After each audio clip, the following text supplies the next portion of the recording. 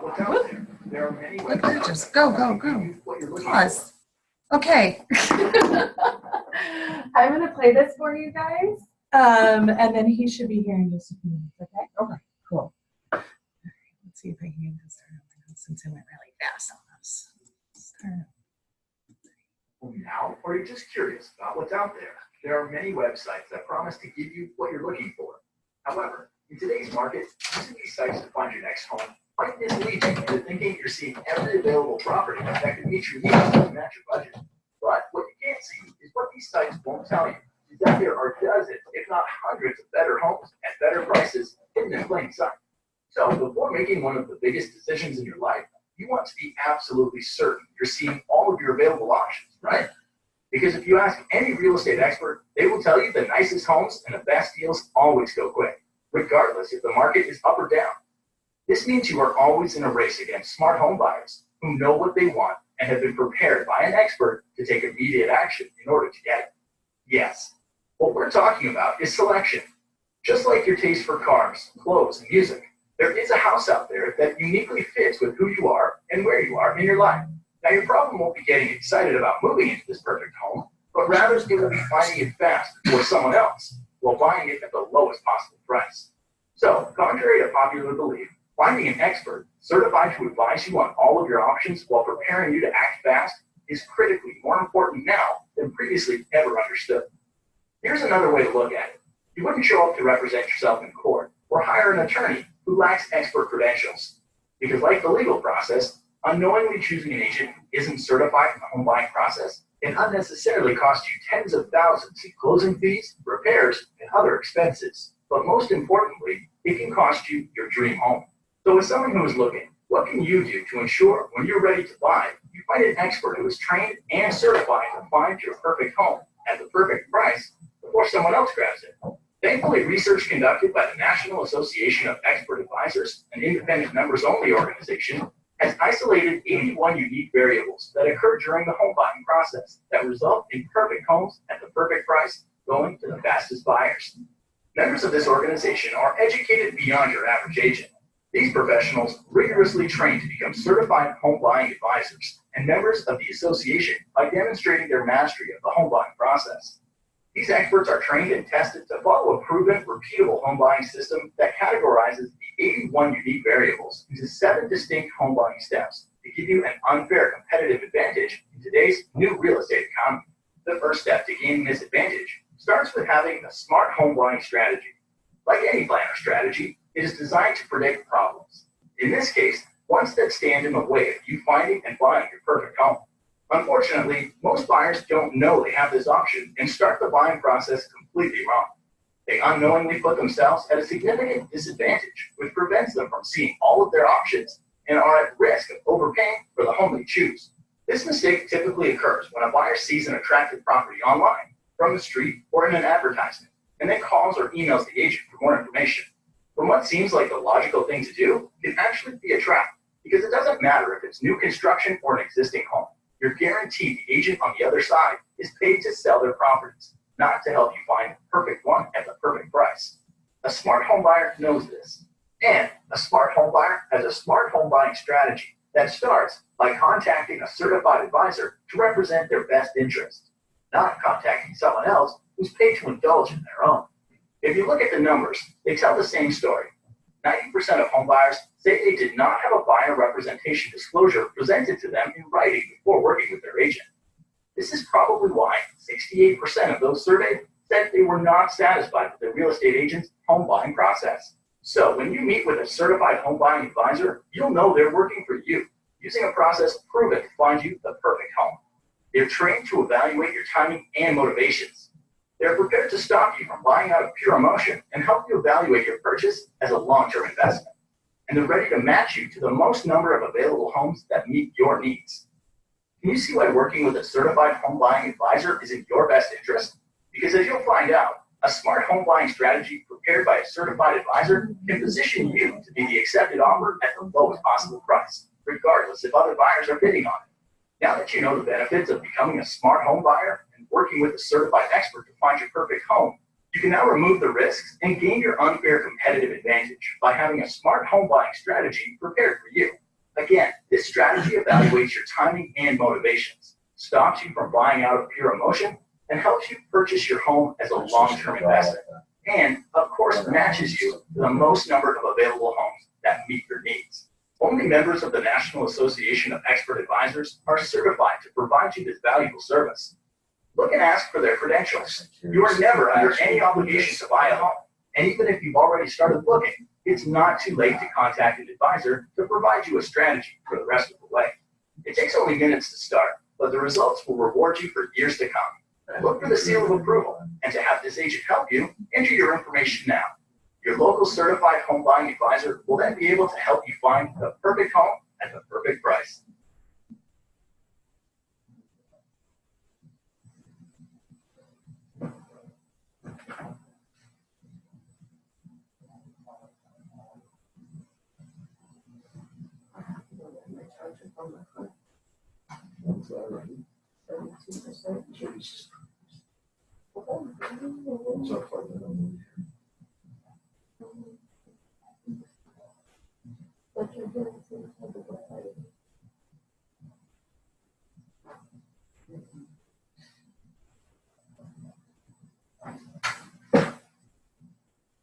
Common mistake people make when they go to a sex dungeon for the first time is using their healing items and they're up on the mini sex boss and they off the fenceless when they reach the main sex boss.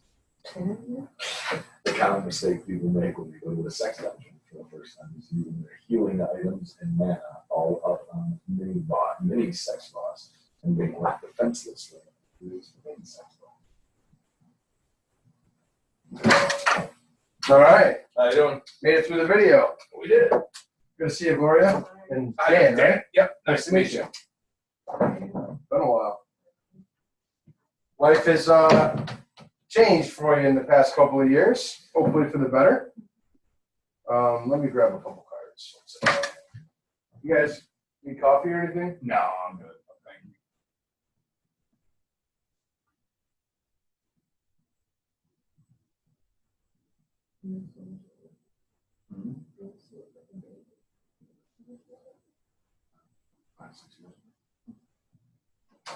Fair warning, these cards actually have our old address on them, Mm-hmm. but they cost a lot of money. So I want to use them before I order new cards, you know? Oh, there you go. Actually, I think when I met you, we were in Novi still. Like, school. Oh, was I there? Yeah. That was this company, yeah, okay. I didn't know, cool. So, before I jump into some of my questions, what kind of questions do you guys have, if any? My mom's friend kind of blew up my mind yesterday and was like Good. asking me all this stuff. I wrote it down because I can't read. This is like Chinese to me. Where's my pen? Oh, do you have a pen over there? Okay, yeah, there you go. So, okay. You know that how much money I have, and you know how much I can get from my retirement. That is literally all the money I have. If we put contract down, So you have 8,000, right? Yeah. And then how much do you have that you can borrow from 401k? well, if you wanted to? they said 67, but that from there you have to take away taxes and you have to take away whatever the fee is gonna be. So Don't they let you? Okay, did you ask them about borrowing specifically for purchasing a home? yeah, it's actually not even borrowing. It's just like a They hardship just leave you withdrawal. discharge. Yeah, Yeah. it's a hardship withdrawal, which Okay, is better because I don't have to pay it back. right. Because I have another retirement that one I can't touch. That Okay. one's like 20-something thousand, but that one I can't touch because it's funded for it. But this one is the one that I put in. I can take out. They said about 67. It depends on the market at the time. Exactly. So Up and it's down. just- yeah, Before then. and then but they take away. I think she said like 10%, and then like whatever the taxes are. Okay. So hopefully maybe 5. I don't know. Yeah. What's your do you know what your tax bracket is? Are you like 15%? 20? 21. 21? Yeah. All right.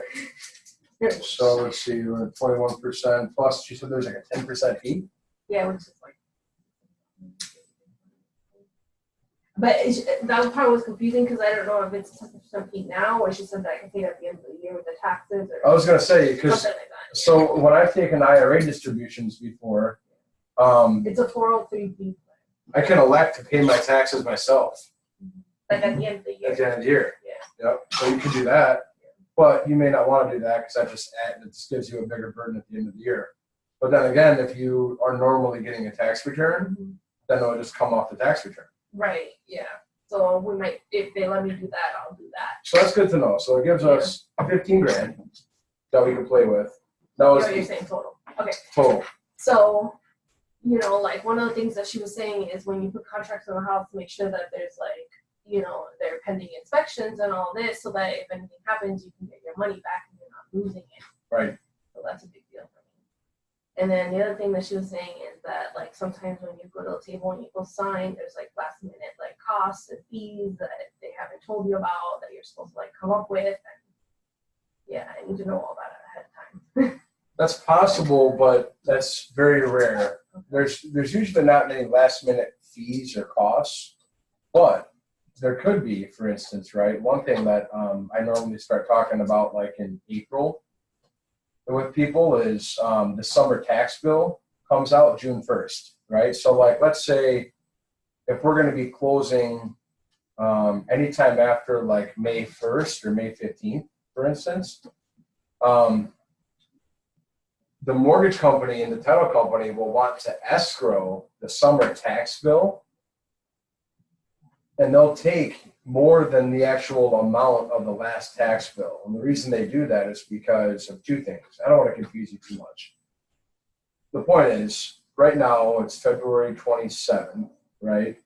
We probably won't, I mean, we'll probably find you a home before then, so it won't even be a factor. But that's the one thing that sometimes bites people, is because the summer tax bill is the big one. That's the one that goes to the city.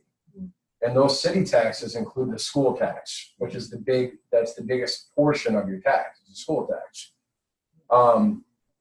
When you take possession of the house, right? Well, that wouldn't even affect you though, so it doesn't even matter. That's another thing we'll talk about in a minute. But because your taxes and your insurance are included with your payment, right? So every month when you make a payment, a piece of that's going to go to your tax escrow, a piece of that goes to your insurance escrow, and a piece of that will go to your PMI. Right.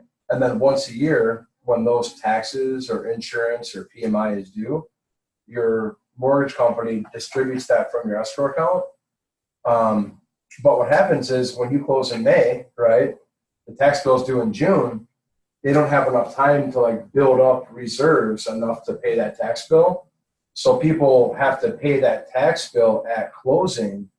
And then because the title company doesn't have an actual figure yet, because it hasn't even come out from the city, they take an additional amount up. They take 50% more than the last tax bill. So for instance, right, most of these homes we're looking at are probably going to have taxes about $2,000 a year, 2,500, probably less than 3, right? So, well, no. So that summer tax bill might be 2, right? It might be 15, somewhere in there, right? So when they take that summer tax bill, 15, then 50% more to make sure they cover any additional amount the city's charging this year. Now it's another $750. And depending when you got your initial quote from the mortgage company, they might not have even thought about that, right? Because it's February. So they're not even considering the fact that you might have to pay taxes. But from a legal perspective, they're actually not even allowed to charge like last minute fees. Everything that you pay in a transaction over the last like 2 years or so, maybe 3 years, I think maybe it was 15 when they started this, 14 or 15 right in there. But everything you pay in a real estate transaction has to be disclosed to you up front. Like you have,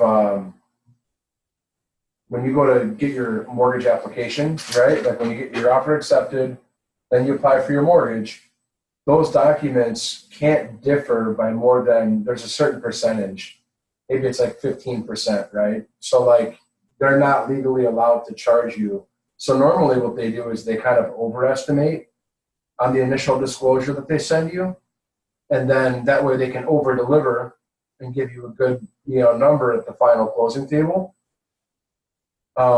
Unless the taxes come up, or unless there's something, crazy, like when I bought my last house, okay, I had a late payment on a vehicle loan that I sold the car, and in between the time when the company got the payoff, and I had a payment due, and whatever, just it was late. I don't care because I was paying the car off. Right.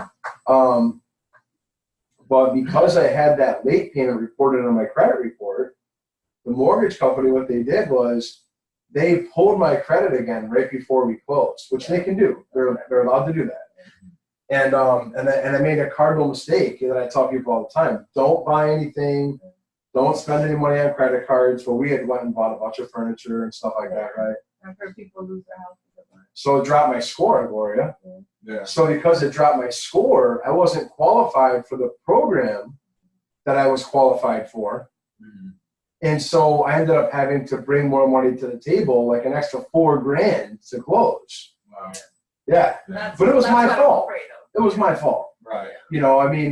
Had I not made that mistake. And so, one thing we'll tell you is, don't buy anything on credit. Don't close any credit accounts. And Crystal, actually, in her emails to you, has, And I had told her probably already started telling you this stuff. Yeah, I just opened a credit line that I have to start paying now in March, and I told her about it. So I don't know if that was like already in the system. Did she look and see if it was?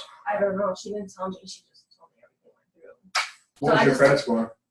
Did she pull it, No, she didn't tell me. Okay. I'll find out. But I told her, I was like, I just financed $1,400 for a computer, and it's only for a year, and it's only like $120 a month. When did you open that? My first payment is like not even a couple weeks. My first payment that was in March. Okay. I told her that. For a computer. Who's the creditor for that? A firm.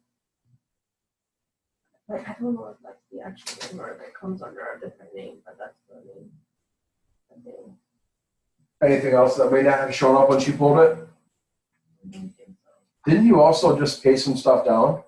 So I sent like $300 to my credit card. I didn't end up paying like you told me like a ton of money because I asked her. I was like, so now Good. should I pay a ton of money or not? And she's like, no, don't touch anything. Okay. Leave it the way it is. Just pay your minimum because you got approved with the credit card that you have, the amount that you have. Because one thing we could do too, Gloria, let's just say hypothetically, right? Let's say that the Affirm thing pops up, drops your credit score, and messes something up, right? Mhm. What we could do is we could just we could use some money to pay another creditor Mhm. and then do a quick score, right? So like, let's say you got a card that we could throw 300 at or 500 or something like that. Then we can do, it's a rapid rescore, I think is actually the name of the product. What it is you pay $100 and the creditor and the credit, and the credit bureau and the credit repository get on like a three-way phone call where the credit repository says, here's the data that we have. The credit bureau says, yeah, that's the same data that we have. And the creditor says, that data is actually different. She's reduced the debt. And then the credit bureau updates their trade line, and the credit repository that provided the data to the mortgage company can change their data based on that information from the creditor. So, that's something we could do too, just to raise your score back up if that happened. But I will ask Crystal about the Affirm account for $1,400 that was open in the last 2 to 3 weeks. And then see if that's on there. It was open to 11/19. 211. Loan confirmation. And then I will also ask her what your score was, because it's also possible that if your score was high enough, it didn't Yeah, see, matter. like my first payment is not March. It's just for a year. Okay. And it's just because I didn't want to take the money out. Yeah. But yeah, I had told her all of that ahead of time. So hopefully Good. that works. Yeah, the point is, the whole reason I had you come in for this initial counseling interview too, is because there's not going to be any surprises. There might be some things that when you buy a house, it's almost like going on a cruise, like there are some things that kind of pop up that suck, and sometimes you might get a little seasick, but in the end, it's a pretty good experience if you have the right cruise line. You know, yes, there's some cruise lines that are terrible, you know. Right. I've only sailed with Carnival and Royal Caribbean. I had a great time on both, but I know I probably wouldn't have as good of a time on Norwegian because it's all old people, for instance. This isn't for instance. I like to party. You know, Royal Caribbean caters to a little bit of a higher class crowd that doesn't like to party as much. I had a little more fun on the Carnival ship, you know, stuff like that. But the bottom line is that by going through this process, there's 81 variables that affect what you pay for a house. And overlooking or mismanaging any of those variables, I didn't even ask her how much stuff was. the interest rate, and interest rates all come from the same place. I don't even want to know. It's going to be like 5%, like in the fives. It used to be like 4% for a time. They were below 4. Historically speaking, anything below like 6-7% is pretty low. Like when our parents were buying houses 30 years ago, they were paying 12, 14, 17. Yeah. But right now, and they've kept rates artificially a little bit low longer than they probably should have because, our economy has been in recovery now. It's an expansion, and it has been an expansion for a couple of years. Yeah. So it's like it's time to raise rates now so we don't, end up having a ton of inflation on our hands.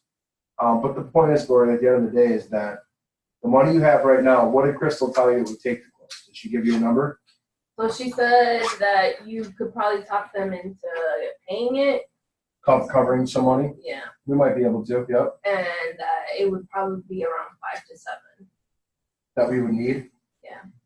So she told you, so you told her you had 8. Did you tell her about the 403B account? Yes. You did. And she told you you'd still need another 5 to 7? No, she just told me it was 5 to 7,000 to close. Like, not on top of what I had, just period. Just after how much it was for you. Okay. So your FHA down payment, okay, the 3.5% you have to put down on the purchase price. Mm-hmm. Let's say you buy for 100, you got to put down 3,500. Mm-hmm. So you finance 96.5. Mm-hmm. That's what the bank would give you. The most the government lets you take. Yeah. Somebody told me that sometimes you can finance the closing costs. You can. No. You used to be able to, but for the past 10 years, you haven't been able to finance closing costs. So what you can do is you can bet on the 3,500 down, but then also you have your first year of homeowners insurance, the taxes, the escrow account that you're setting up, which they're going to take a little bit of reserves up front, the closing costs from the mortgage company and the title company. Your total out-of-pocket expense when you're in the hundreds is usually around 8%, 8 to 10%. So if you buy a house for 150 grand, could be as little as 13. It's probably not going to be more than 17, but it's probably not going to be. It probably won't be less than 10 for sure. Mm-hmm. It's going to be between 10 and 17 depending on the taxes, the time of year, what your credit is, and then also how much payment you can afford. Because what you can't do is finance the costs, but what you can do is get a higher interest rate than what you're actually qualified for from the mortgage company. And in exchange for that, they'll give you a rebate. So let's say that you're qualified for a 5%, right? If you take 6%, it might give you back like $3,000, which would go towards your costs. So in effect, you're kind of financing the costs, but then what would my monthly be? it'll be higher. Right. How So, much higher? Well, that's something that you would, and that's my point, right? So that's how the cash to close is determined is let's say that at 175 right now, you're pretty much at your max, okay? So let's say we found a house for 150, right? That we liked and that was nice and it was good. That would be a house that we could probably bump up your rate on to get a little bit of a higher, it might be a little bit higher payment, but it would lessen your cash to close. You see that? But at the same time, if we don't find anything for 150 that we like, and we're only finding stuff for 175, then we know there's really no way we could bump up that rate. Right. We'd have to end up either paying out of pocket or getting the seller to chip in a few bucks. And how hard is it to get the sellers? We're going to come to that. Yeah. So, that's one of the things we're going to talk about. Right now, you know, a lot of people have heard the term buyer's market and seller's market, and you've been looking online a little bit, seeing houses. Would you say we're in a buyer's market right now or a seller's market right now? If you had to guess. And it's actually the strongest seller's market that's ever existed in Michigan. And the reason is because we stopped building houses for, you know, several years where there were like literally no permits pulled for new homes. And now that, you know, the housing market is definitely back. I mean, builders, okay, are still not building like spec homes. Spec homes are when they dig a hole, they pour a basement, and they start building a house like almost like for a customer, right? Like they know they're going to be able to sell it because they know they have a market for this home. Like Ford, right? They're going to pump out millions of cars this year that are not sold to customers, but they know they're going to sell them. Right. Those are like spec homes of the cars. So builders right now are still not really doing any spec homes because they don't have the credit to do it. Because banks don't want to give credit, and builders are scared because they don't want to get so extended like they were. A lot of builders, you know, they made a lot of money. Like anybody could start making money building homes a few years ago because anybody would give the credit. Everybody knew the housing market was increasing, and, you know, it was just a good time. So people were literally like, you know, working on the line, but then they bought a couple lots, you know, and started building a few homes on spec using the bank's money. Well, then when the downturn took place, all those banks got wiped. I mean, so you heard about, there were hundreds of companies that went out of business because they all had overextended credit lines that nobody was paying. So because of that, there's literally a severe shortage of houses. Yeah. A buyer's market, okay, according to the way that we define that, is based on inventory, which we look at months of supply. So if this was, so this would be an even amount, like at 6 months, that's when we have a balanced market. So there's not too much pressure for prices to go up or down. Buyers and sellers are kind of on a neutral ground. And the market is never like staying the same, just like stocks. It's always either getting better or getting worse. It's never like just sitting neutral. So when you're below 6 months of supply, this is a seller's market because we have low supply. So we have higher demand. When you're above 6 months, usually like above 7 or 9 months supply, that's a buyer's market. When I bought my first house, was 2011, there was like over 18 months of supply. And people were doing, like at that time, land contracts were really popular because sellers couldn't sell their houses. Right. They had to do unique stuff to get you to buy their house. Now, right now, today, all of Southeast Michigan, like Macomb, Livingston, Wayne, Oakland, Washtenaw, like all of Southeast Michigan, our entire MLS, which is our multiple listing service where realtors list property for sale, has 3.3 months of supply. But that's all price ranges, all cities, Detroit, Pontiac, areas that are, okay, so like when you take a look at the suburbs, under 200, most suburbs under 200 have less than 2 months supply, like 1 to 2 months of supply. So we're like literally down here. This is us right now. This, anything below here is a seller's market. So we could double the inventory, we could triple it. Still wouldn't balance the market. Right. So where we are right now with sellers is like the average days on market to sell your house, MLS wide, all of Southeast Michigan, it's about 40 days. In the suburbs, it's less than 30. So a seller lists their house for sale, they pretty much know as long as their price, their asking price is within the realm of reason, we call it, they're going to sell it. Yeah. It's not a matter of if, it's when. Right. And usually it's how many offers are we going to get. Like most of these houses have multiple offers. So with that being said, okay, there's a silver lining to that. About one in 3, a little bit less than 1 in 3 sales still occur with some kind of concessions, which means that the seller has paid a little bit of money towards the cost. 1 in 3, a little bit less than that. It's not, it's like about 20, it's at the high 20s, about 30%. Okay, so, you know, we have about a 30% chance of, a seller potentially paying some money towards our costs. But they may not pay more than $1,000 or $2,000, it might only be a little bit. Okay. Right? So hopefully that helps you. So with that being said, I'm also going to find out what your cash to close is going to be, because I believe your cash to close is probably going to be more like with your down payment and your costs. And some people get that confused. Some people ask, like, how much is it going to cost me to close? Well, or some people say, what are my closing costs going to be? Some people say, like, how much is my down payment going to be? And they get those terms confused. Down We should know payment the is, total of it. you want to know the cash to close. But And that- whatever we put for contract is gonna go towards that too, right? What's your question? Like whatever money you sign with the contract, it goes towards that. Yeah, it does. But still, your total out of pocket. So I think what you're saying is when you make an offer or put a Yeah. deposit, Yeah. that goes towards the down payment. Yeah. But your total out of pocket will probably be a good $10,000 to $13,000. So you got, enough.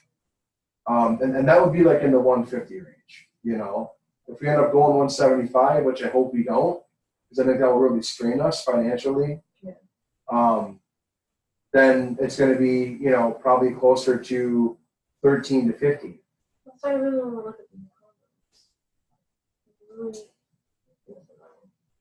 We went No. by it before coming here. Now, also, you have like an HOA fee, right? So I don't know how much this probably. it's probably 225, 240, 250 maybe.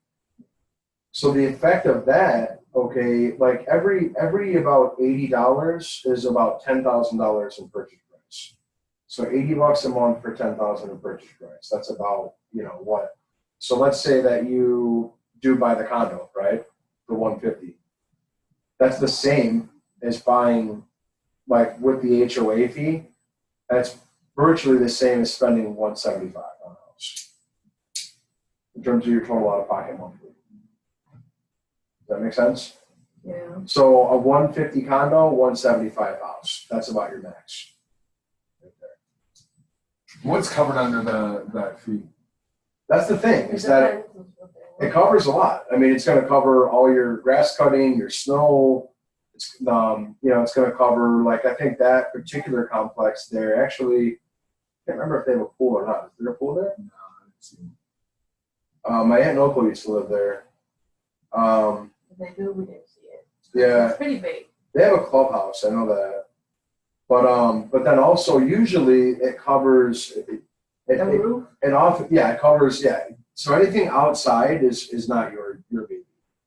So Roof, do I siding, need driveway. like insurance for that? Because I know like in my driveway mom's, probably doesn't. It's not yours either. So that's the association. my mom's doesn't, like my mom's insurance is part of the association. Yes, the Insurance for homeowner's whole insurance is thing, also Gloria. as Yep. opposed to having it part of like my payment. Yep. The only thing is that you'll probably want to have like a separate rider. Yeah. Renters Yep. type thing. Exactly right, Gloria. So so you're absolutely right. So a lot of that's the nice thing about living in a condo is it's kind of like leasing a car almost. It's like you don't have as many of the worries I know. and as much of the headache. Like when you lease a car, a lot of times they'll cover all your oil changes, for instance, right? When you get a condo, they're going to cover your grass, your snow. They're going to cover the brick, the roof. With that being said, okay, let's say that, like, and this happens sometimes. Let's say that the roofs are getting really old in the complex. It's a special assessment. Special I assessment know. My mom's lived there. condos Her whole for life. That's always his mom. Yeah, I know, special assessments. But usually that's like planned ahead a year, and then it's only for a short period. It is, yeah. It's just And- Windows. And windows generally are yours. and I'm maxed out at my money right now, but I'm not maxed out at my job, if that makes sense. Absolutely, you're probably gonna. How old are you? I think So you're probably gonna end up, you're probably coming into, a pretty solid, like middle of work career, Yeah, kind of a, I'll be maxed out in 2003 okay, because it will get Wait. paid by scale. 2003. 2013. No, 2013. Oh, 2023. 2023. 2003, 2013. Yeah, I wish. 2023 makes 10 years. So 2023, I'll be maxed out, which I should get 41 an hour at that time. And how much is that above what you're getting now? I'm at 34 now. So you've been making like another 20% more money. 20% more money. Because we get paid whenever they do a pay raise, which is not every year, which is the weird part. It's not every year, but it's by scale of how many years you've been a nurse. Okay. So 2023 is my 10-year anniversary, so then it should be. So you would feel But then after comfortable. that, I don't get like actual big raises. I That's just a get good point. bonuses. Right. So let me ask you this. Okay, so let's dig in here. What's your current address? 13400 Parkside Drive, apartment 304. The Southgate 48195.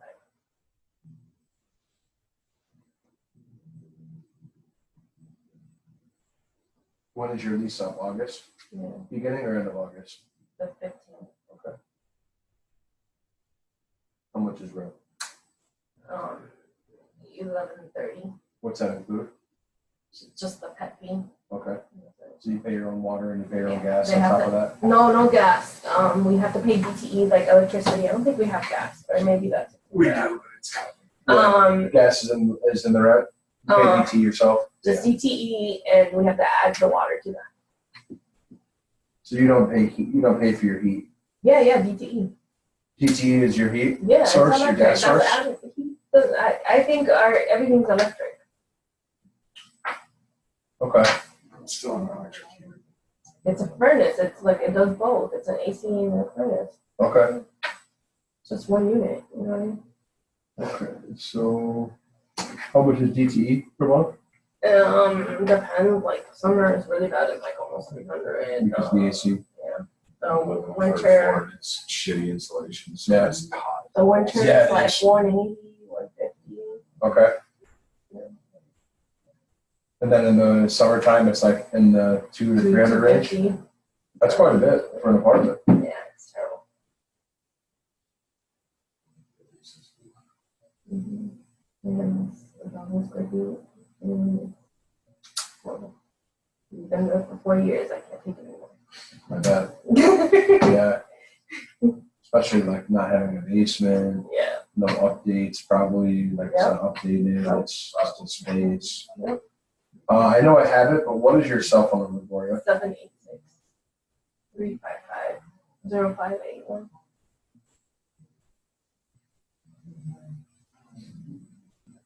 Dan, what's your phone number? 734-731-1399. And if I'm like asleep or something, you can always call him, and if he'll have to come with me or something. Okay. What's your email address for you? It's GloriaLPN@gmail.com.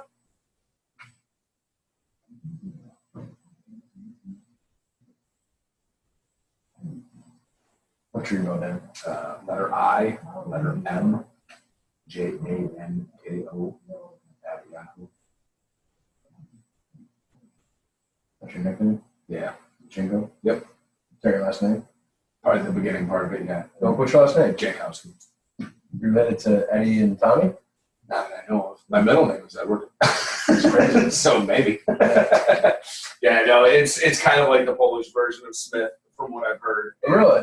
Yeah, the only family I know of that we still have cousins wise are like Jaskowskis instead of Jankowskis. Yeah. But going back someplace, like my grandfather had been put up for adoption at some point, so I know that there's probably Yeah. but I've never known. There's some, I have similar, I've never met another Jankowski personally, except for these guys. I know a lot of people, but I've seen the name. Yeah. It is so popular. Yeah. All right, so you're a nurse, Gloria. Where is work for you? Newport Hospital Lane.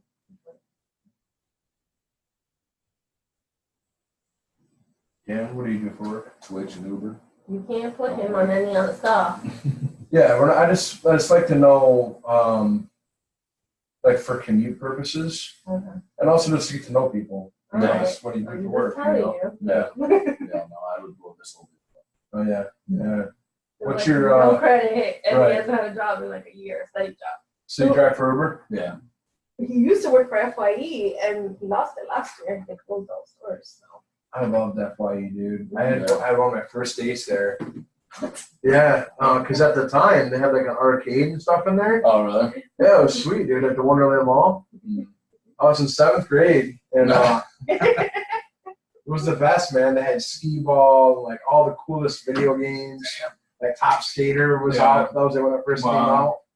There were some sweet video games, man. That was a great time in my life. You gotta fill out your paperwork. The lawsuit. Oh, I don't know. All right, so as far as commute now, how long does it take you to get downtown? 20 minutes. What do you want your commute to be? Is 20 minutes the max, or would you drive further? Oh, that's fine. He doesn't want to move like further to Monroe. He doesn't like Monroe. That's where he used to work. No, Monroe. Yeah. North of Monroe for A sure. lot of that is because my daughter goes to Trenton schools. Okay. We use my mom's address to keep her in Trenton schools. Okay. And so my mom helps a lot with that, and we'll call her my daughter's mother lives in Redford. So like, I'm afraid if we go too far out that she's going to cause a stink about the school. Yeah. And then if she does cause a stink about the school, and then we end up having to put her in a school farther north, but then we move farther south, then every morning I'm driving an hour to take my kid to school. So Yeah. Plus, like his mom lives in King Road in Trenton. Yep. And she's like 75 and work. yeah, she works in Dearborn, but she picks up my daughter She has, like, from no other school and she family. helps out and stuff So like we don't that. want So to be far away. I don't want to be too far away from her. Perfect. So I'm we're not doing Lincoln Park. okay. Get that word out of your face. It's like Crack City. Like, I don't know what you have been told, but that's what it is. Yeah. Like, Everybody's moving out because of all the cracks. yeah, and even the thing with Monroe, like, if there was something like ridiculously valuable, like a gem in the rough or whatever, maybe we'd be able to do something. But like it's that. also That's- like a lot further for me. yeah, it would have 20 minutes to our drive.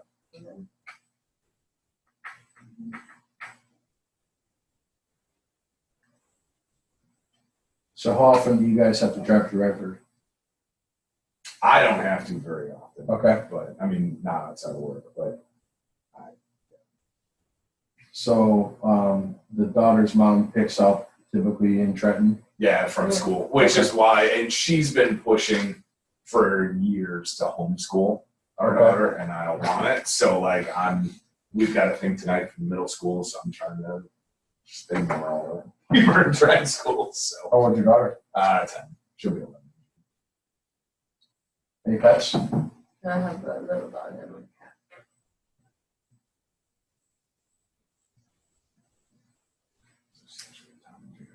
Yeah. Just reversed. Right. Because the dog is the size of a mouse. All right. As far as payment goes, you're paying $1,100 now. Is that comfortable? Is it uncomfortable? I mean, you have an okay lifestyle right now.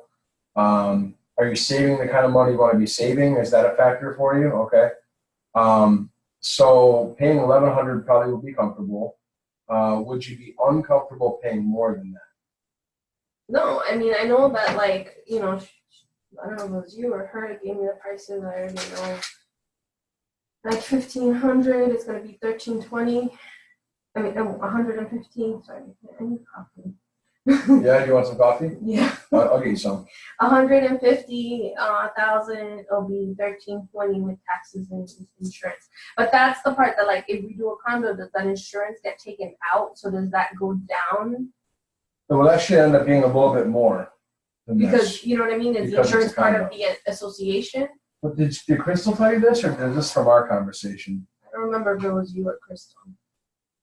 I just right. Yeah, this is Same probably thing. from her because this is Heather right here. Yeah. So this must have been when you were talking to Heather. And then if it was 175, she said 1,480 with taxes and insurance. it's crazy how much freaking, man, mortgages are, it's going up so much. It's so crazy, man. So that's why, like, I know that's what it's. Yeah. So we know we're paying more than 1,100 right Yeah. now. Because a lot of the reason why that's comfortable now is because of being able to put aside enough to save, like what that is. If we're not Sure, that makes putting that sense. same amount to save, then that can go towards That makes sense. the mortgages. We talked about that a little bit. You're saving $400 a month right now or something like that? 6? I also, you know, if I had to cook and I stopped my Amazon addiction, I know. I I can have those same addictions. make things work. Plus, I got 5 kids, so it's like, Yeah. yeah, damn. So it's not just like Amazon for me. Right. It's also Amazon for the family, and it's Yeah. also eating out for the family. Wow. We went, so we went just to Ramshorn, right? Like, and it was, $110. dude, it was actually just me, my wife, and my my 2 youngest kids. Yeah. So we have an infant and a 4-year-old, Yeah. and then I've got 3 big kids, you know, that are 7, 9, and 11. Okay, so the bill for so there's only 3 people eating. Me, but then two of my big kids had shakes, but still, right? So for 2 shakes and 2 breakfasts and then a kid's breakfast, it was 40 plus tip. Yeah. So I spent $50 Yeah. on 3 people to have breakfast. And I was like, this is ridiculous. Like, this is so stupid. Well, even like the last time I got McDonald's on my own, and I got a number 1, and it was $7.89. Yeah. And I was like, wait, so a family of 4 now is almost $30, $35 just to go to Eat at McDonald's? Yeah, no, it's That's crazy. It is crazy, man. So We spend about 40 at Taco Bell. And that's like with me, like trying to be careful, like limiting, yeah, you know, like, okay, I'm not going to get that. yeah. Okay, I'll get you this. Like, thankfully, my kids don't go crazy at Taco Bell or anything like That's that. It is. yeah. I don't know how you do that. All right, so. So yeah, One those are fries the and numbers that's that every we other need. week. I can't Uh, remember. 5 every. Yeah. That's when I asked her about the closing cost. She said it would be like about 5 to 7, but that you would be able to help. 7 on top. You know what? So this is what it is. 5 to 7 on top, but then I saw something here about down payment. Seller 6%, if not. It is straight back. And then on the left, 6,000 for 175. It would be 6,125 down. and then you wrote something else on top. 5 to 7 on top. 5% for closing cost. Yeah. So your total out of pocket, what they were saying here is about 12 G's, 12 to 13. That's what that shakes out to. 6,000 down. See you, buddy. Thank you for your message. I appreciate it. Thank you. I'll see you. My brother passed away last week. So this is like my first day kind of like back in the office. Nobody's going to see me for a couple of days. So, yeah. Actually, I had no idea. I mean, I found him, you know, at his house. He's a heroin user. Yeah. But he wasn't like a regular user. Like I knew that he had like done it, you know, I knew that he was kind of doing it like off and on. Yeah, he was not, you know, he wasn't, you know, and Might have been accident. he didn't shoot it and snort it. Yeah. So that's well.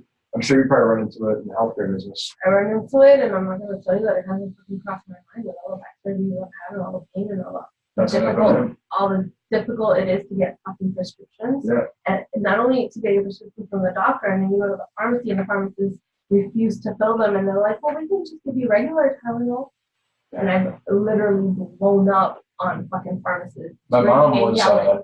Like, are you fucking kidding me? My mom used Norco for like over 20 years because she had tons of back surgeries. She also slipped a disc in her knee, you know, at Farmer Jack one time shopping. And so, like, she was always messed up. Like, she was an LPN. And lifting a patient, she, you know, broke her back, you know. And so she was very, very disciplined with her medication. So she would like sometimes she would reduce her use if she knew that she was going to be doing a lot of like, work or whatever, like she was going to have to. So she would get down, and so she would have extra, and she never bought on the black market any Norco.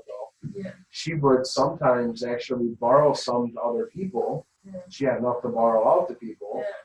I don't know how she did it because she did that she got hurt in 94.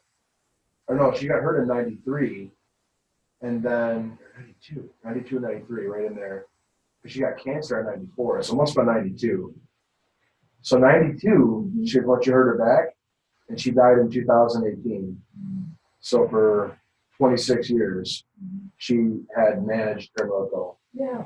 It's I mean, I crazy. don't take it right now either. Like, I only take it when I'm like in a crisis. And usually, like at that time, it's like I'm in a crisis and my surgery's already scheduled. Yeah, Genetic surgery's already scheduled, stuff like that, because I literally can't walk. yeah, When it happens. So, and that's kind of like what has leaned me more towards the whole condo idea. Like, I'm falling apart, Yeah. and no it's maintenance. only gonna get worse. Yeah, And he's 10 years younger than, 10 years older than me, sure. and it's all Right. gonna fall on him, and it's not fair either. Right.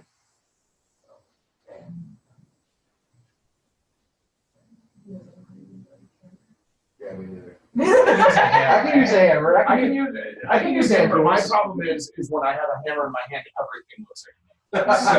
So that's I'm gonna my bring me some problem. coffee. I'll be right back. Again, if you want a soda or anything like that. I got a quick question about your wall art. Is that stuff that you guys designed, or did you guys buy those someplace? These things here we purchased, Yeah. but some of the other stuff, like this stuff, we designed. Yeah, this stuff I figured. I just want to steal those mottos, and I didn't know if they were. Yeah. I'm not joking. I Yeah, really no. want to steal them. I'll get the website. Okay. There's a website we use that that has all this, Okay. kind of stuff. I'll get it Yeah. right now. All right, man, how are you?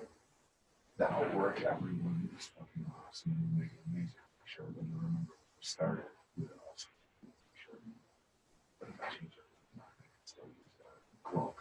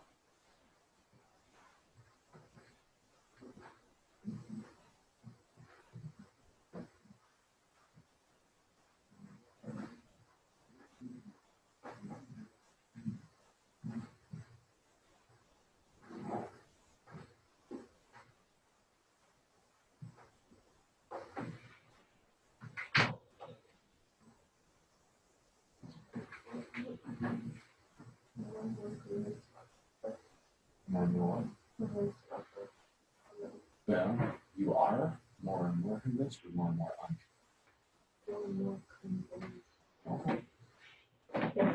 Yes, yeah, like, and that's always like, oh, towards the house anyway, because you have to pay 200. Right. And you can't be late on the like who's to pick up your but and like what yeah, please.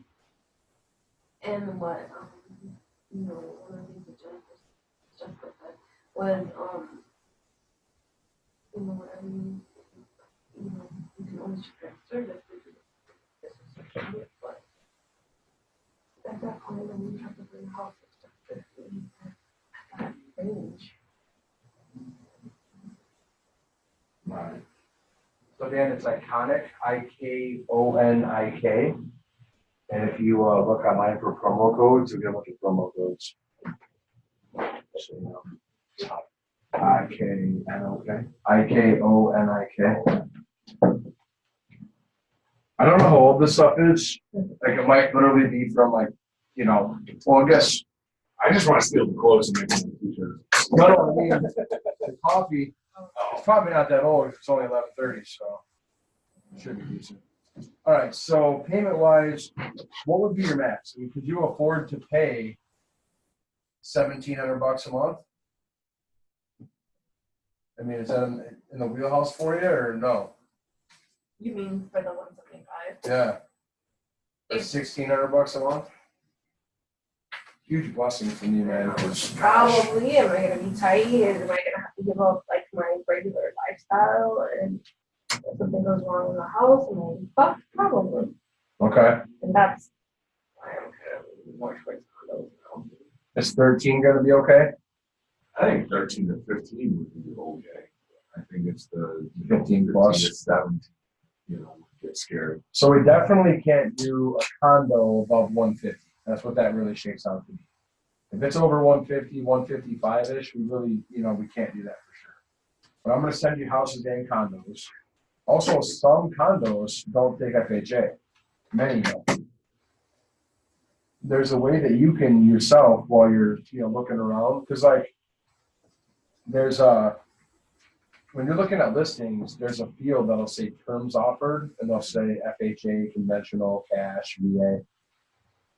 Some people won't put FHA terms as being a term that they will accept. In other words, they won't accept FHA loans. Well, there's a couple of reasons for that. Rather than get into all that right now, just because, I don't want to take up all your time. Some people won't. And the biggest reason oftentimes is either ignorance or condition. Some people are just ignorant to the fact that like FHA used to be kind of hard to deal with, but it's not anymore. But some people just think that the house's condition is too poor, where FHA won't approve it because they do a 21-point inspection when they go through a house and do an appraisal. They do an inspection also. Now that's different. That's the case, then I don't want it. That's different from a home inspection. No, because the thing is, you do. We're talking about like, oh, the window glass is cracked. There's a trip hazard on the concrete. There's paint peeling. Those are things that are minor things, but FHA requires those things to be fixed. So if some sellers won't want to do anything to their house to sell it, so they won't accept FHA. The point is that I'm going to send you houses that may not present to accept FHA. Okay, and if you mark one of those houses as one that you want to see, I'm going to do a little bit of digging to see if there's a reason I can see why they're not doing it. There's also a flipping rule with FHA. If the house has recently been flipped, it can't go FHA for a period of time. Okay, so there's these different things. Okay, and the reason I'm telling you all this now is so that, again, I want to minimize the number of surprises that come up. Yeah. Right? I don't want anything to come up and be like, oh, I wish you would have known that. Or, oh, I wish you would have told me. Some of the things I tell you, you're not going to remember. Right. So when you go home, you're going to take a little package with you that you can read over that I created, just like things that you should know as a home buyer. And you can read over that together later. But for now, I'm going to put, 1,500 kind of max. 13, more comfortable. Would that be about right? You sure? Tell me what's on your mind. I don't want to spend any money. I don't know. I know. Can we just move in and you guys just take care of it? That's just the way I am. I'm not going to be like, oh yeah, spend money. That's great. Right. That's not who I am. I understand. What else to tell you? Your daughter's with you guys every other week? Okay. So scale of 1 to 5, 1 is low, 5 is high. Where do you rank your motivation to find a home?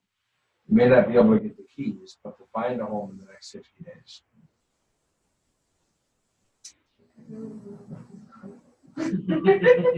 And I know that you're like there's all these other options and all these other things to think about. But I really like this condo and it works out.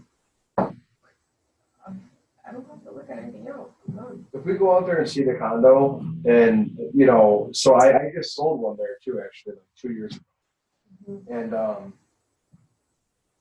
it was pretty clean. You know, condos, because you don't have to worry about the outside. Condos are pretty clean on inspections. But with that being said, like any house, okay, I sold a house in 2014. It's a brand new construction in Brighton.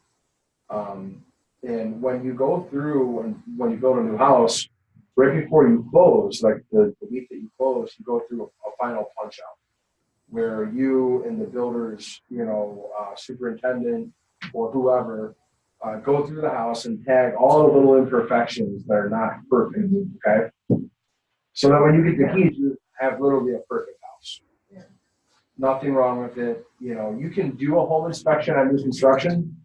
We've had people that have, we've had people that haven't. But the point is that that's the only time you're going to have a perfect house. We had an inspection on a new construction that had like 3 things on the inspection. Brand new home. It wasn't finished yet by the builder. We were, so we wanted to go through and have our inspection. So we had it. There were 3 things on the inspection report, the fewest I've ever seen on a home inspection. Typically, okay, these houses are 20, 30, 40, 50, 60 years old. And there's between 10 and 20 items that come up on the inspection report. Most of them are not like, it's minor stuff. Because anything like from like a hinge that's painted over, right, to a window that's not operational, to mold in the attic has to go on the inspection report, okay? If the outlet covers are painted, that goes on the inspection report. If they put everything that's not perfect. Does that make sense? Yeah. So on this new construction house, right, they moved in August of 14.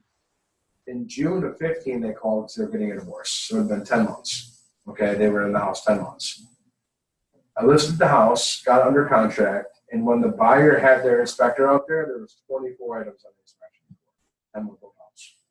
So to your point about, you know, FHA goes through, I don't want it, you know, this was a perfectly, and you wouldn't know, like it was a beautiful brand new home, right? You know what I mean? It was a $380,000 house, but there was 24 items on the inspection report.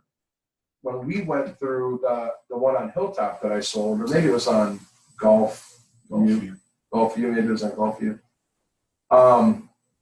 There was, you know, probably about 15, 20 things on the inspection report. Nothing crazy. In fact, the guy that bought it actually became a home inspector. Oddly enough, it's kind of weird, you know, twist of events. But he called me because he was like, you know, I'm becoming a home inspector and I'm getting my certification, and you know, I want to see if you would use me. Hey, by the way, yeah, I want to let you know that your inspector missed a couple things, you know, because I'm an inspector now and I know, you know. And anyways, the reason I'm telling you all this, guys, is because there's going to be things wrong with the house. Yeah. We might go out there and it might be a great house. And because I've been to over 300 home inspections, I know what to look for. You know, I bought 4 homes myself, so I know what to look for on a home inspection. And so before we ever have you waste your money on a home inspection, it's not a waste. But what I mean is, I would hate for, like, we've had people in the past where we would go out there with the home inspector and we find out like the furnace is old, the water heater is old. You know, furnaces, they cost about $2,000-3,000 to replace, depending who you know. It might be less than $2,000. Water tanks, about $600 to replace, maybe $800 depending who you know. But the point is like, you know, a few $1,000s for some people in somewhat immediate repairs. Like, it may not be immediate, but those condos are close to 30 years old. A lot of them are going to have the original furnaces. You know, so for some people, right, if we don't tell them that the furnace is older and the water heater is older and the AC is original, when they get their inspector out there and they find out these things, those are instant deal breakers for them. Right.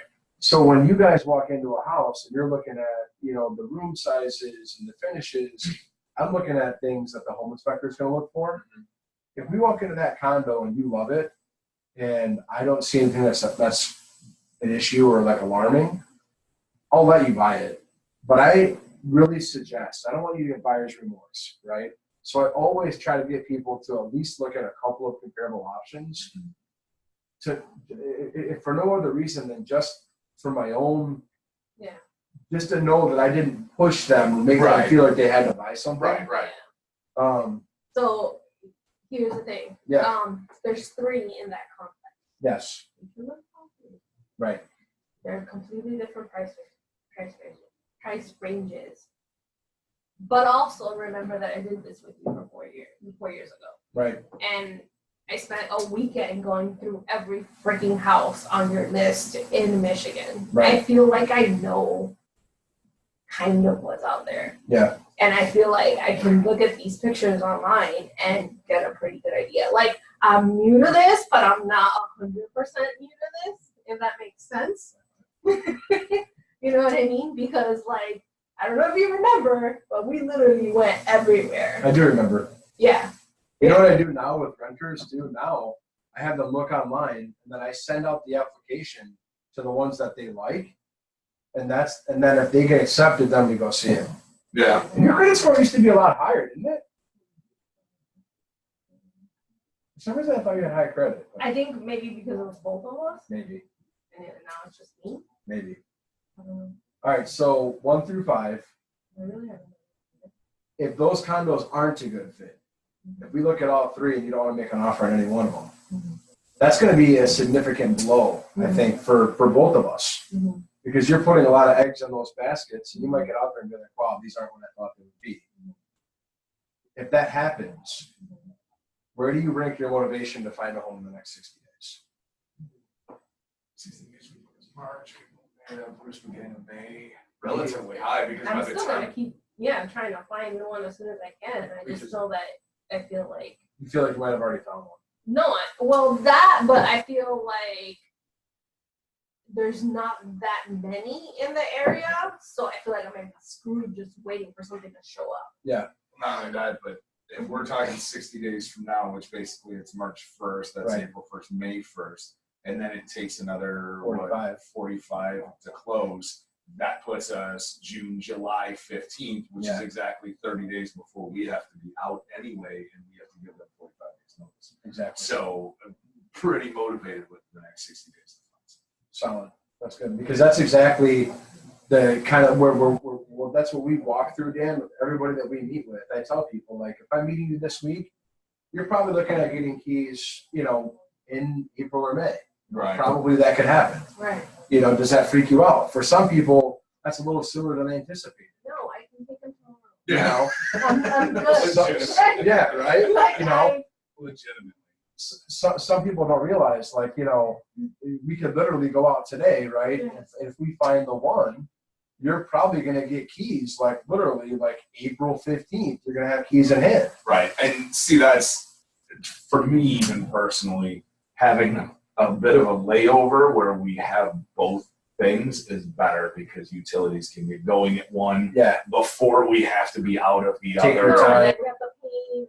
Well, Yeah, right. exactly. And then there's stuff, small repair stuff. Like even the one that we looked at today, there's like a screen that's up and, there's Yeah, we something passed in one by of the there windows before we and, got here. there's So, like cracks in the driveway. So okay, so we're gonna say the cheap one, the middle one, and the expensive one, right? Okay, yep. The cheap one, it's 121, 120 something. Okay. definitely third one. And it needs, like, the A lot, kitchen yeah. would need to be repaired eventually, the bathrooms would need to be done It is again, old. all the appliances are really old, yeah. But it is really cheap, Yeah. so it would probably end up, paying what I'm paying now, and if I do remodel it, I get to remodel it at my taste. So Sure. that's, the only thing about the cheap one is the way, so what he was saying is, oh, maybe there's more to the house in the back. The way that it looked, it was like pushed further back, so I don't know if it's like less square footage, or he's saying maybe it just pops out more in the back and it just is the same. We're not sure. Okay. They're just So- offset. Yeah, like that's the only thing. The more expensive one, there's people living there. When we drove by this morning, there was 2 cars there. So I don't know. But the cheap one and the middle one have lockboxes. Okay. But there was people living in that one, so that was like the only question I have about the more expensive one. And it's like 151, I think, or 152 when you add the 99 that they always go in there. The kitchen's all remodeled. Everything's super nice. It's got like a deck in the back and everything. They didn't put pictures of a basement. Mm-hmm. So I don't know if it has a basement or not, which the basement for me is a big deal. It's a must. Yeah. Is a garage a must? I mean, I know these all have garages. Is a garage a must or a plus? A basement is more important than a garage. Okay. And central air is a must. Okay. No, don't just say, well. I that's just what I'm assume saying. they all have that. They but don't. Yeah. They don't, but the ones that don't, okay, as long as they've got ductwork, I mean, to add a central air unit, the central air units are under $1,000. Yeah. Installed, it's like under $2,000. So if we find a house, let's just say that maybe as long as it has a furnace with forced air ducts, Right. we're probably in good shape. Because you got another 6 months, so you're gonna need that furnace. Or 4. The AC will run through. AC, I mean. The AC runs through the forced air thing. Yeah, there's an A coil that goes on the furnace, and there's a condensing unit that goes outside. Those 2 things installed is under $2,000 as long as you have a furnace. So you know what I mean? So it's kind of like, and you might even be able to get the seller just to pay for that. Right. You know what I mean? Hey, throw us $2,000 because you don't have an AC. So yeah, basement's important because if there's streaming stuff, equipment, all that crap. What else is a must? At least 1.5 bathrooms. Okay. I would want 2 bathrooms, but at least 1.5. What else? 3 bedrooms. Okay. Must. She hates bungalows. Just I do, unless it's like remodeled and the most amazing thing in the world, but they're usually too small, right? And like the square footage, right? Like I don't want something, and that's the problem. A lot of these tiny little houses, the price is right, but they're like 900 square feet. Or the 900 square feet with the big bedroom upstairs, which is still like 900 square feet. That's like wasted square footage. I know what you mean. There's no point. Now, let me ask you this, okay? What if it's 900 square feet, beautifully remodeled, and has a beautiful basement? Like I'm talking that total doesn't man count cave. as part of it. It doesn't count, yeah. So like when you got a 900 square foot bungalow, Mm-hmm. well, and most of them aren't really 900. They're usually like 1150, 900 square feet on the main floor. So if you hate bungalows, I wrote down bungalows for a deal breaker. I wrote that down. Well, let's say we have a 950 square foot ranch, right? So no bungalows, I can exclude them altogether. So they won't even show up on your search. But if we find a 950 foot ranch, right? And it's got a 950 square foot basement. That's 1,900 feet of living space. Right. Now that upstairs may feel a little bit cramped. Your bedrooms might be a little bit small. But you're gonna have a full, basement with maybe a second full bathroom, or maybe it's got a really nice bar, Yeah. or whatever down there, right? Where you could probably hang out most of the time. Would that be, a possibility for you? Because the reason why what we want to do in the basement, it's not to make it into a living space. It's that we have enough living space to live on top. I Because in the understand. basement, we need to put all the stream stuff. See, Show him the stream. He's not gonna understand it until you show him. the Okay, essentially it's twofold. That's Just the show them the size L thing. I've got 3 monitors. It's I gonna need to get upgrade bigger. to 5 at some point. Like at least 1 computer, probably 2 at some point. Like it's go for Bitcoin or something? no, I Streams stream on on Twitch. Twitch. Okay. Do you So know what that it's is? just We'll like have to start from the live beginning. streaming, online broadcasting. Okay. He streams video games on this website called Twitch, Gotcha. which is owned by Amazon, Gotcha. which you make money off. And you're monetized. Yeah. Yes. That's good, man. Yeah, You must be crushing it. But it makes space. in there. Well, he still has to move around. I got a friend We're who not does crushing Yeah. it. We're not I'm crushing it. making until part-time he money with full-time hours. That's cool though, man. That's- Pay the piper for now, Yeah, I mean, that's basically my cramped ass space right now, and I need more room than that. And that's the wall that's behind me, this wall right here. I think this desk is 60 inches. Okay. So, I mean, that's 5 feet right there, and I would need to extend it even farther out, and then this way. So I really can't do anything else in that basement unless I add walls to enclose him so that when he's screaming and yelling, it doesn't affect everything else. Okay. You know what I mean? Like, if it's big enough that I can add walls later on and stuff like that, then yeah, but that's kind of what's going to go down there. And then the rest of the space would be like storage, winter stuff, or like when my mom comes over, or family comes over, they know they have space to like sleep and inflatables and stuff like that. Yeah. I will hopefully. That's cool, man.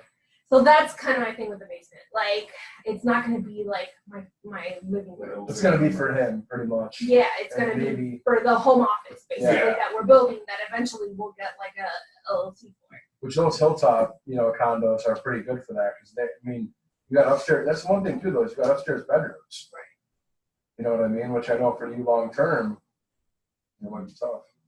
The bedroom, and then that's what I was talking about my mom, because my mom was the same thing. My mom was like, ranch, no stairs. And I was like, look, these houses, it's not like my no-buy stairs where it's like a direct steep slope. It's like a stairs, landing, stairs, it's like less. It's True. not as, Plus, it's made for, yeah, we live right now on a third story. I've had 2 surgeries, and the first thing I have to tell them is I have to be able to leave the hospital and go up the stairs. And they're like, they've always said it's not a problem. Stairs are not an issue. Yeah. Lifting things. So as long as I'm Sure. not lifting things up and down the stairs, then that's fine. And He that has to bring actually down the laundry. is He with has to move the laundry. That groceries has to be going him. on the main. yes, The basements in those Yeah. condos, just before I forget, Yeah. they are poured concrete walls They are. even between the units, correct? correct. I was just worried Okay. about the noise. Because she was worried about the noise. I get loud when I'm streaming. You Like, might I'm put a little yelling. bit of insulation on your neighbor's wall or something. I would do the soundproof. Sound barrier, yeah. Like the staple of sound. But you'll be solid, dude. Like, I've been in so many condos. My mom's condo, before she passed, like, we get pretty loud down there. You know what I mean? We never heard the neighbors, and they never complained about us. So we were pretty loud, Yeah. So, and actually, that even goes for, like, upstairs. Like, we were loud. Especially, like, when she died. Yeah. That we were over there with all of our family partying for a week straight. Yeah. You know what I mean? And so you'll probably be good. His mom lives in Camelot, Okay. which is like another like townhouse condo place, but she says that we're not allowed to buy there. Because it's like a weird thing where they 55 and up. No, No, it's it's not that. like- They've got, you have to have like 50,000 grand up front. She says. It's a to buy. co-op. Yeah. it's a complete co-op where basically you have to like pay a mortgage up front to own it, but then you're still paying $600 co-op fee Correct. to be there. She got it in 1983 when it was literally like $6 But grand there's- for her to buy the place. There's So that's other ones amazing in the for her. area. I just don't know if they're all the same or if there's other condos there that aren't part of that. Yeah. Because that's like a condo area too. Yeah. What about cities? So it sounds like you're pretty open to cities as long as it's not Lincoln Park. River. Yeah. So what city should I? So this is what I'm trying to figure out, right? Is when we try to figure out area, are there like 3 areas that you really want to be, 3 to 5 areas you really want to be, or are there maybe 3 to 5 areas that you really don't want to be? Like, Probably I could list the ones that we don't, right? Like we're not gonna go far west. How far west? I mean, I would say 3 to 5 that we want. Okay, so let's start with that then. Because like Wyandotte, Riverview, Trenton, Woodhaven, Brownstown are would all be No, but this is like Southgate, Riverview, Allen Park, and then parts of Taylor. right. That's okay though. So if there's like 7 or 8 cities, what we want to avoid, right, is like some people will say like I'm pretty much, if it's Wayne County, not in Detroit, I'm good. If it's not River Rouge, Or Hamtramck, Highland Park or Detroit, I'm good. Some people will say, I really want like Livonia, Westland, or Garden City, one of those 3. Right. Some people will say I want downriver, but I really don't want parts of Taylor, Right. like I want downriver. So I can pretty much customize your search by using cities, zip codes. I can draw a map. Literally, I can draw. Yeah. So if you tell me, Taylor, but only if it's east of, if you tell me, I don't want to go any further north than 94, Right. stuff like that, I can do all that. Yeah. Would you go Dearborn Heights at all or further south? Further south. So starting in Taylor. Yeah. How far Allen west? Park. Would you go any further west than Taylor? So Romulus, essentially. Probably not. What about New Boston? Too far. So further east. Yeah. What would you say would be your west boundary, the farthest west? Probably Telegraph. Telegraph. 265. Okay. Yeah, Telegraph is way further east. Yeah. But I think if it's close to Telegraph, like on the other Because- side of Telegraph, you know what I mean? Like on the Right, border. but in between like Beach Daily and Telegraph isn't the greatest area. Not the greatest area of Telegraph. Or of Telegraph. Exactly. Right, so that's why I was saying like east of. So you east kind of know Telegraph. that. So that's, yeah, so let's say east of Telegraph. Yeah. And then how far north would you want to go? Probably. Because if we're not doing Dearborn Heights, Is Wick still, that's considered. probably, Allen that's Park to the hill. Is that Allen Park? probably Ecorse or Wick, depending on how far east we are. If we're east of Telegraph, I'm not sure, because I know between Telegraph and Beach, I know Taylor goes all the way up to, and might go actually north of Wick. Yeah. So, This is my fucking friend's house that she just bought on Christmas in Taylor. 193. wow. Yeah. Yeah, that's nice. Yeah. That's step one. Yeah, that's step one. Yeah. But that's okay. All right, so But they also have 4 kids, so I don't need a house that big. sure, yeah, Yeah. exactly. Yeah. Wow. Yeah, it kind of grinds my gears too when I think about it, because I think about my kids. Like, man, like school, like schools are such a big deal. If it wasn't for schools, I'd probably live in the city, quite honestly. Mhm. You know what I I mean? have a lot of workers that are buying in the city. There's one right underneath the fridge over there for you. A lot of my coworkers, because if I buy it in the city and I live it, then I get paid, like, I get a lot of benefits. So you for get it. city taxes too, though, right? Well, I have to pay city taxes now because I work in the city. Mm. But Henry Ford That's gives right. you like benefits for buying near the area in Detroit. Like they give you money towards your mortgage, but you have to live it.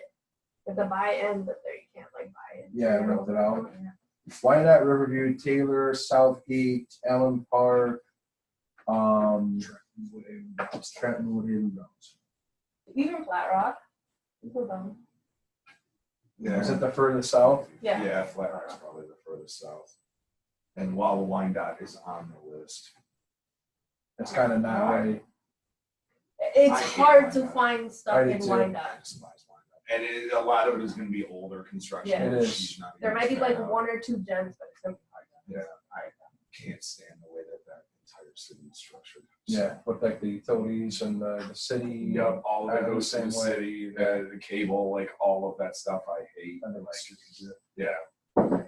All right, so that's helpful. So out of these ones, your favorite cities would probably be Riverview, Trenton, Woodhaven, Brownstown, Okay. Southgate. Have you seen anything in Woodhaven or Trenton that would be a fit? So the one that we saw that was in Southgate that I sent to you was like right next to our house, but it was online for like 2 days and it was just pending. There was a house on Newman that we saw that we kind of liked, and Oh. the only, that was in Trenton. No, it's right by McLeod Park. The only weird thing about it is it said it was in a flood zone, which I don't get because I know the park floods, but where this house is, it's not even up against the park. There's a line of houses that would be against the park, and then that's actually across the street from there. And I don't Where the know how that floodplain works. works, dude, is like this, right? Like, let's say, this is a block, right? Yeah. And then, you got another block, right? Right. I think So it's the way that that FEMA draws the maps is they say, okay, the elevation is pretty much like the same all throughout this whole block, right? Right. And let's say that the river runs right here. So like part of this, like the floodplain might literally be like this solid line that I just Right. drew that kind of follows the river. However, with that being said, many areas that are in the floodplain can be removed based on that individual lot's characteristics. So if a property is in the floodplain for sure, and we can't get it out, it's going to add about $80 to $150 a month to your payment. So how much was that Newman house? Insurance. Flood insurance. Yeah. 149 now. So that one would be equivalent to buying like in the 160 to 170 range with your flood insurance. Now, if we can get it out, the way that we get it out, okay, is by there's companies out there that will charge you an initial fee to come out there and survey the lot. It's usually like $100 to get them to come out, or maybe it's between 1 and 200. So let's say it's 150. 150 gets them out there. If they can remove the property from the floodplain, what they do is they actually, on a FEMA regulated document, they remove the property based on its characteristics, based on the elevation of that particular lot from the floodplain with that FEMA letter. And then that letter is a map amendment to the FEMA map. Okay. So your mortgage company has to honor it, which means you don't have to have flood insurance. Okay. However, Is it going to flood? That's what I want to know. it might, right? Well, and that's something if How do you ask the stop it owner from or- flooding? You can't. You can. But Can't like if treat you the basement in ask any the way? owner or the real estate agent, they have to disclose if it has flooded with it. From a legal perspective, they do. But from a legal perspective, people can't grow more than, so many marijuana plants. in the Right. day, Right. Fair enough. Yeah. Right. So it's like, Fair enough. Is hopefully that- that's helpful, The sale is to the ASIS buyer to assume balance of city homework. Oh, so that means that you also have to do all the city repairs. So if it's 150 in Trenton, guaranteed it's a freaking, I mean, Trenton, you really can't touch Trenton below 175. You want it Right. to be like livable and decent. Right. It's Trenton really is, nice house, though. let me see. Yeah. I mean, it looked nice, and that's why it was like it kind of was strange that it was at that price. Well, these pictures are nice. Because Mhm. I This is a literally, good I grew photography. up. I grew up 6 blocks, like 6 streets west, 6 or 7 streets west. And that's why I said, like, I understand the flood because of McLeod Park, but I've literally never seen it. Like, I've seen McLeod Park flood. This actually is, pretty nice. I mean, it looks clean. They went through and, painted everything. They did the floors. The basement, I think that was the one with like the 1975 tile. No, it was just a 5% giant basement. No. It looks like an ice game. Very critically. Oh, I understand. Power saving mode. Oh, my phone's dying? Yeah. The charger, it's in the, okay. It's okay. We're gonna be done pretty soon. Or somewhat soon. Is that an Android? Yeah. Wait, I have it in the phone. Yeah, but you don't know what. Yes. You look like it. All right. So 3 bedrooms, bath and a half, size. Tell me what's the minimum size? Because we talked a little bit, 900 feet, basement, et cetera. You're in 1,000 feet now. I know 1,000 feels small, but with the basement and with the yard, especially a yard that you might be able to access through your kitchen, like a sliding door, you can walk out the back patio. 1,000 feet in a house may not feel that bad for you. And a lot of these houses you're going to look at, a lot of them were actually, that's how they were built. 1,000, 1,050, 950.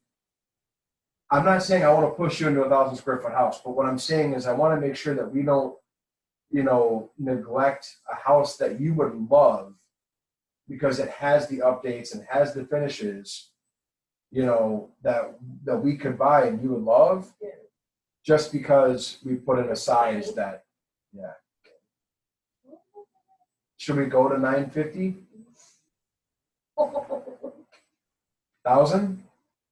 Fine. 1,000 plus? Yes. What do you think you want? What do you think you need? Like at least 13. No.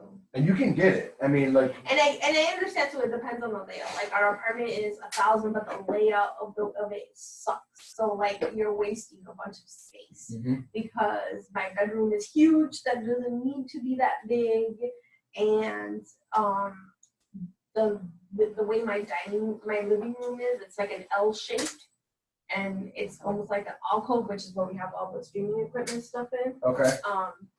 So if it was like shaped differently, then maybe that 1,000 feet wouldn't feel so bad, I guess, is what I'm trying to say. Like, I get that. I get what you're saying, but See, what's interesting if I'm about buying a that, house and I'm moving and I'm going to something permanent where I'm not going to be moving all the time, I also, wanna want to have have space. Yeah. And I want to, yeah.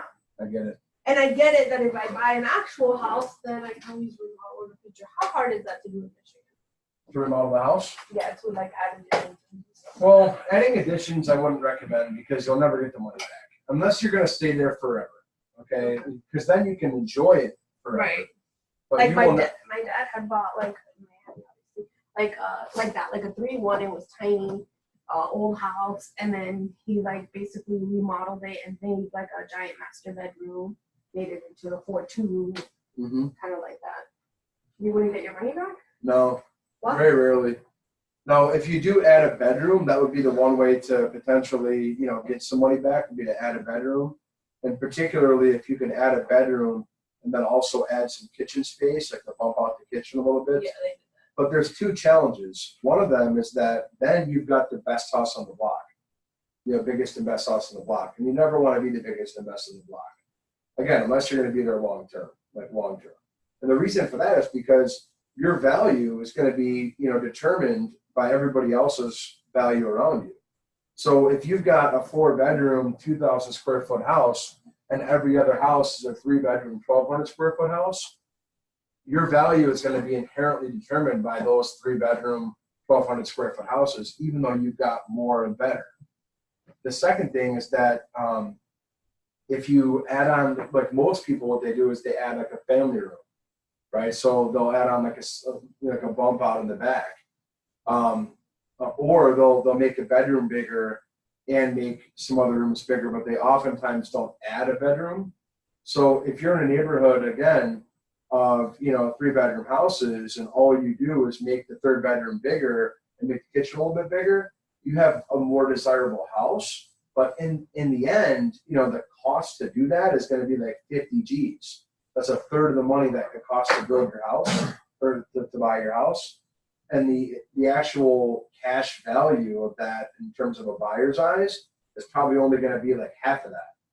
So now your 150 house becomes a 175 house, but you spent 200. Does that make sense? Yeah. Now, if you add a bedroom and make a kitchen bigger and make a 3rd bedroom bigger, for instance, and now you got a 4-bedroom, that might be just enough to be able to actually, break even. Right. But you probably won't make any money on it. And that's the challenge. When you spend money, you want to be able to make money. Right. So the best way to spend money to make money is to do cosmetic improvements. Or repurpose space that's already there. So let's say you got a living room and a family room, right? Let's say you take part of that family room and make that into a 4th bedroom, cosmetic updates throughout. Now you're going to make money on the money you spend. And I'll help you with all this stuff, but the point is like, you're not doing this to make money. Right. I get that. I just would hate to see you throw your money away thinking that, well, I'll build an addition someday. And then when we go to sell the house one day, you tell me, TJ, why didn't you tell me I never get my money back on this? Right. I spent $50,000 on this, So is that helpful? Yeah. Is there any other deal breakers we didn't discuss? So Gloria said she would consider down to 1,000 feet. She prefers 1,300 feet. Right. And the reason I say that to her too is because as you were walking out, a lot of these houses, right, they're going to have patio doors through the kitchen. You're going to be able to walk out to a deck or a patio. Like, so you're not going to be confined to this 3rd-bedroom apartment or Right. 3rd-story apartment that's only 1,000 feet. Right. You've got 1,000 feet plus 1,000 in the basement, plus a back door to get out through the patio, right? In a garage, and Yeah. it won't be the same as what you have now. Right. Basically, the least, like if there's things that it's decent to move into, but I can do it later on, that's fine. Or like little cosmetic things, but nothing major. Like Yeah.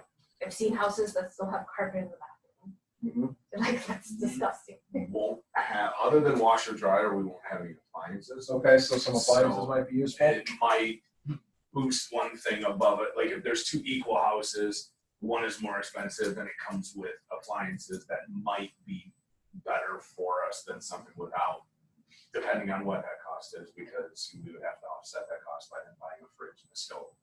Anything else that's a must for you guys?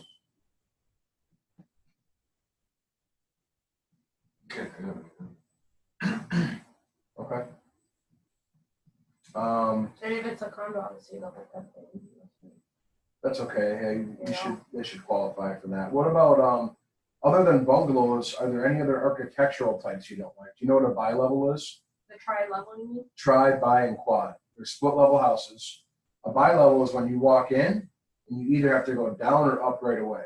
Mhm. So you walk in, there's like a little landing, and you either go down or up. Okay, that's a bi-level. Usually with a bi-level, you're gonna have your kitchen downstairs with a living room and then upstairs bedrooms. With a tri-level, normally you're gonna walk in, you're gonna have a kitchen and a living room on that level, and then downstairs you'll have a family room, and upstairs you'll have bedrooms. Yeah. So if he likes those and he wants me to at least see one, I feel like we're wasting the space of the basement. We're not really getting the basement with that, right? Usually you're not, but the trade is that you've got like a fully finished lower level. So it's almost like you don't have a basement, but you have a finished basement. Does that make sense? Right. Yeah, but and I don't then- have any other living. But she says that space. there's no other storage You space do. and things like that. I But said there- normally there's like room, there'll be like a utility room storage. No, but there's no other It living depends. space. Sometimes there is. Like if you're telling me that I'll have living space that in this floor I'm gonna have a kitchen, a living room, a dining room, and then it's gonna have another living space, Correct. that's fine. That's a But if tri-level. you're telling me it's the kitchen and that's it, and this is the living space, no. No, every tri-level that I've ever seen. They've got two living spaces. That's the trade-off. So you don't have a true basement, but you do have a second living area that sometimes will contain a utility area, like a furnace room. And then even sometimes, in addition to that, if these were the stairs here, sometimes there's actually a little bit of storage underneath the stairs. Not always. Yeah, I know my buddy Alan's did have that because Like there's a lot. Like I'm talking about, like I've seen them with like 400 feet. I'll look at it, but I felt that like you were losing out on the basement part.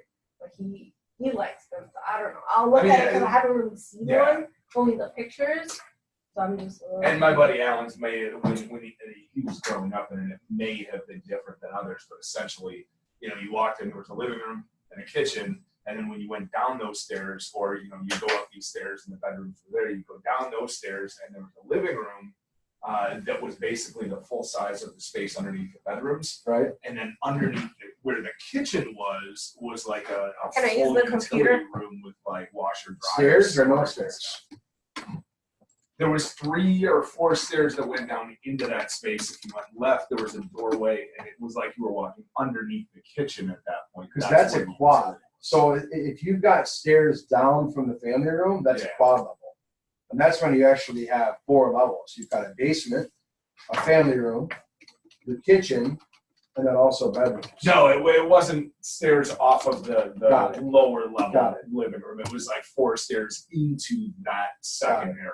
Got So, and I've his because it was on Meridian in Trenton across from Yankee Elementary, and like almost all of those are tri-level. So like Yeah. I saw his and his neighbors and stuff like that. And I'm a big fan. She's never seen them, so I just don't think she understands that there is storage space. Yeah. in some of them on top of having a second living room, essentially. All right. Did you look at the pictures that I sent you or no? Yeah, I looked through it. Yep. So this is like the middle money one that we saw. Like,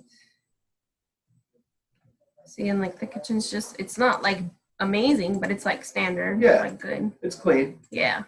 So I really like this one.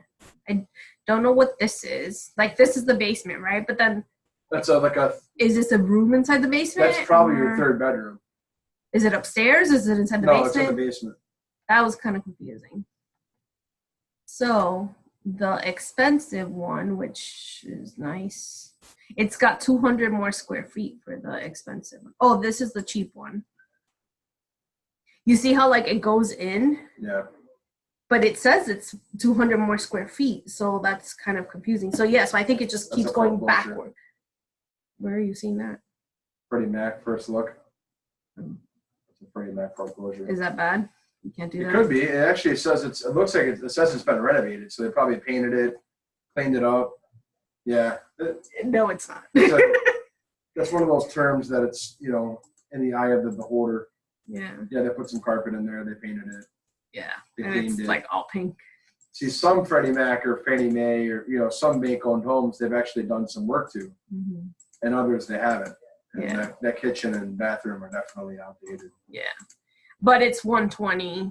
It is, and it's clean. It Yeah. looks clean. Yeah. It's like, okay, whatever. And then I have to try to figure out to get some sort of IKEA or Home Depot to come and fix Right. my kitchen and bathroom. So that's the cheap one. The expensive one is nice. Maybe it pops up here. Why isn't it showing? Did you have it saved? Yeah, I'm just not logged in. Oh, you're not, okay. It's on the street. Like literally down the street. I don't know why it's not popping up. Maybe it's pending.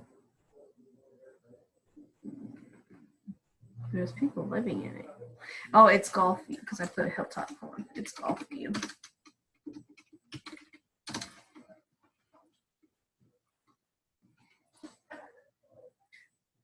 The only thing about this one is it said at the bottom, if you read like the last line somewhere, it said that it had a full basement, but there's no actual pictures of a basement.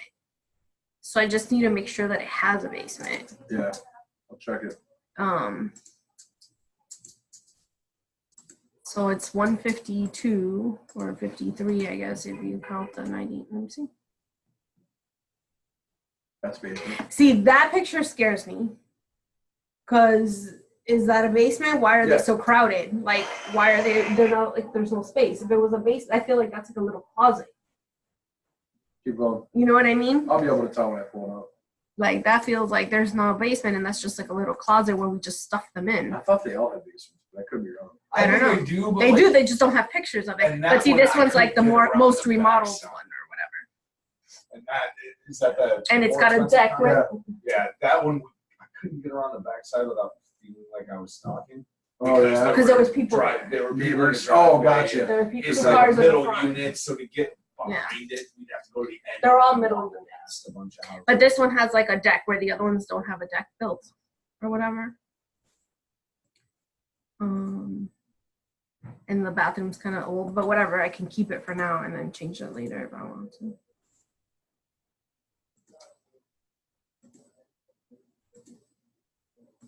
See, and then they all say 3 bedrooms, but there's only 2 bedrooms pictured, so that's kind of like, Yeah. I'm like a little worried about that. I hate those railings. Yeah, and I hate the thing. But this one's 200 square feet more. So like, and it's got the deck and it's got the kitchens remodeled. So like, yeah, there's things I don't like. I like that. I feel like the middle one, I like it more because it's more like clean. Yeah. You know what I mean? Do whatever you want with it. Yeah, but obviously if I can get this one, then that's fine too, you know. Okay. Did I go this way or this way? I forget. See, it's got like a little deck thing. They all have the garage. I don't know. I really like them. What about corner lots? Is that an issue for you, or what about main roads? Probably stay off of main roads if Just 'cause I possible. sleep during the Because she day. sleeps during the day, which is another reason that You the like middle that? condo in the price range was perfect because it's on basically a dead end Yeah. lot. Like, so there's going to be no pass by traffic. There's no road behind it. Yeah. And then like Sibley, there's another unit in between that one and Sibley, plus then a small hill with like trees and Yeah, the stuff. hill to is kinda block nice. Some of that Yeah. noise and stuff. So Yeah. you know, it's just, man, it really there's a lot of things about it that are kind of perfect. Okay. Yeah. So the reason I ask about the main road too is because I can't exclude those. But when you see that they're on a main road, Mm-hmm. number one, know that if you think no main road, trust me, I very, very rarely taken people to a house where they didn't want to live on a main road, and they said, you know what, this main road house is the one. Right. It's very rare. And one thing you can look at is the lot dimensions. If the lot is super deep, okay, Yeah. some people might say, oh, well, it's got a deep lot. Look at the setback. You can literally measure on Google Maps from the road to the house. Okay. If there's not more than 40 feet of setback, it's going to feel like it's right on the road. Okay. I mean, if there's not more than 60 feet, it's going to feel like it's right on the road. Right. If you're not at least 100 feet back on that lot, I guarantee you will not feel like you're far enough from the road to Okay. be far enough from the road. Yeah. Hopefully that's helpful. Yeah. Looking at, what you guys are doing now is good. The fact that you're kind of driving by and stuff like that, keep doing that. Look at Google Maps. Look at the bird's eye view and see, like, is there a mall right behind me? Is there a strip mall right there? Is there apartments? And also look at the street view. Look at the Yeah. neighbors. Right. Yeah. You don't And drive yeah, by. I do That's all the that. other reason. So why. I was gonna show you, like, this one is by the mall. It's 175. It's 4-3, and I hate it. And I'm gonna try to show you why. Why? First of all, because it's all 3 stories, right? So it's Yeah. not just 2 stories now; it's 3 stories, and Yeah. I don't think they have basements. And it's big, but you come into the 2nd floor, which is weird. Yeah, to it's like me. a raised ranch. Yeah. It's kind of like a bi-level. And look at the kitchen; it's like closed off, and it's tiny. Yeah. So I just hate it. So that's why I say, like, sometimes it's not about the money. Like, Yeah. this is a lot more space, but I don't like the layout and I don't like the way it is. And then, so there's no basement. So all you get is the house, right? Yeah. Are these right off like E-Course or something like This that? is right behind the mall. Eureka? Yeah. Okay. Yeah. They're like new. Ellen Park? No, like, what's the freaking name of the mall? Taylor? Southland. Yeah, Southland Mall. Okay. Yeah, they're like by the Target. Target in I know where Eureka South and End stuff. Mall is. Yeah, back there's like the Target and stuff like that. They're right there. Okay. Like in a little corner. They're pretty new. So, All right. Well, based on what you told me, I mean, I know I'm going to be able to find you the perfect place. Let's see, time-wise, it's 12:13. So I am going to try and schedule to show you guys a couple condos. What's the rest of your day looking like